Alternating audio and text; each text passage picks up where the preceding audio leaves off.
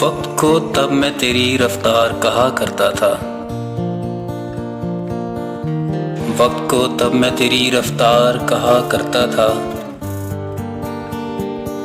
जब तेरे प्यार को ही प्यार कहा करता था।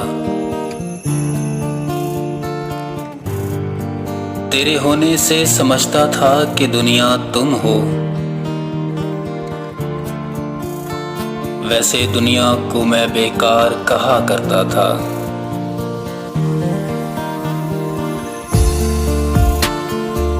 तब मैं बिछड़े हुए लोगों पे भी हंस देता था,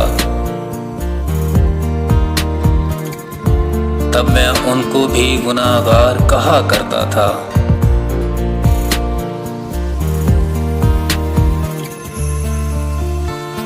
तुमसे बिछड़ा हूँ तो रोया हूँ वगरना कल तक। तुमसे बिछड़ा हूँ तो रोया हूँ वगरना कल तक।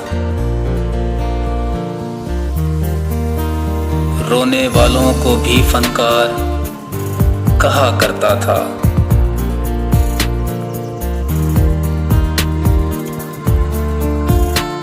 हम शक्ल है या वही है मेरा दुश्मन देखो। हम शक्ल है या वही है मेरा दुश्मन देखो। ऐसे एक शख्स को मैं यार कहा करता था।